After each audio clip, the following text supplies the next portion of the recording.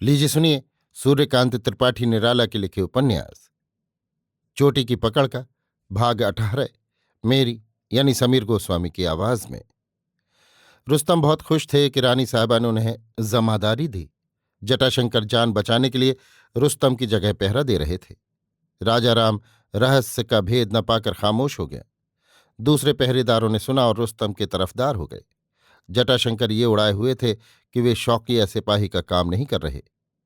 जल्द रुस्तम पर आफत आती है और ऐसी कि संभाली न संभलेगी। तीनों पहरों के सिपाही जो मौके पर नहीं थे, तरह तरह की दीवार उठाते और ढहाते रहे। सुबह का वक्त रुस्तम कुर्सी पर बैठे थे। मुन्ना आई, राजा राम के सामने कहा, रानी जी की सलामी दो। रुस्तम झेंपा, बोला, रानी जी यहां कहाँ हैं? राजा राम तन कर देखने लगा।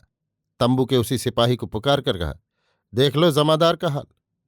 मालखाने से जमादार जटाशंकर भी तदगतेन मन सा देखने लगे। मुन्ना ने कहा, सलामी नहीं देते तो जमादारी से बर्खास्त किए जाओगे। रुस्तम घबराया, उठकर झेंप कर सलामी दी। देखकर मुन्ना ने कहा, एक दिन में तुम्हारी चर्बी बढ़ गई। जमादारी के लिए तुमने कहा था, जमादारी तुमको दी गई, लेकिन तनख्वाह तुम्हारी वही रहेगी। राजा राम और तंबू वाला सिपाही हंसा।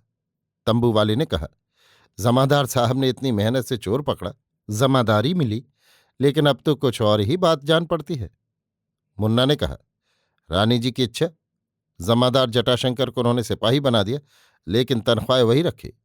आज हुक्म हुआ है जमादार को 20 रुपये का इनाम मिले, क्योंकि काम बहुत अच्छा किया। राजा राम ने अपनी तरफ से समझा और खुश होकर 2 मंजिले के माल खाने वाले पहरेदार जमादार जटाशंकर को, जो आंगन की ओर खड़े थे, आवाज लगाकर कहा, जमादार कैसा सच्चा फैसला आया है। तंबू वाला रुस्तम का तरफदार कुछ न समझा, आवाज बैठा कर कहा, बड़े आदमी का फैसला बड़े आदमी जाने।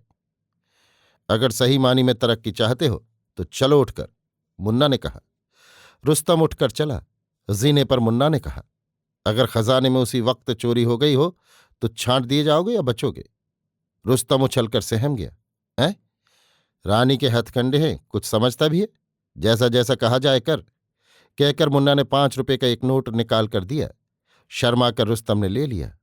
कहा, बस? मुन्ना ने कहा, काम तुम्हारा 4 आने का भी नहीं, जब काम पसंद आएगा तब। ये तुम्बा फेरी किस लिए हो रही है, ये न तुम जानते हो न हम, ये सिर्फ रानी जी को मालूम है। चलो, अभी तुमसे बहुत काम है, अपनी वर्दी पहनो, अब तुम फिर सिपाही की सिपाही। जमादार जटाशंकर ने वर्दी उतार दी। रुस्तम ने खीस निपोड़कर पहनते हुए कहा, जमादार, जो कुछ भी आपने किया आप समझे। जमादारी में आपसे हमने सलामी ली, इसका ख्याल न करें, मुआफ कर दें। जमादार खुश हो गए। कहा, ये राजा रानी का खेल है, कभी घोड़े पर चढ़ना पड़ता है, कभी गधे पर। मुन्ना ने कहा, चलो। कुछ आगे बढ़कर 30 रुपये दिए। कहा, 10 राजा राम को दो और 20 तुम लो, रानी जी ने इनाम दिया है। रुपए लेकर जटाशंकर ने कहा, लेकिन वहां ताला टूट गया होगा तो क्या होगा? देखो जमादार, तुम्हारे पास बचत है, तुम्हारे पास एक ही कुंजी रहती है, दूसरी कुंजी कहाँ से आई? खजानची से पूछोगे तो नौकरी जाएगी। खजानची भी क्या जाने, वो खजाने का ताला तोड़वाएगा? जिनका रुपया है वे ऐसे निकाले या वैसे, किसी का क्या? ये भी ठीक है, चुपचाप बैठे रहो, अब चढ़ाई होगी। चढ़ाई क्या? रानी जी की विजय। उनकी तो विजय ही है। अभी आप सुन रहे थे सूर्यकांत त्रिपाठी निराला के लिखे उपन्यास चोटी की पकड़ का भाग 18 मेरी यानी समीर गोस्वामी की आवाज में।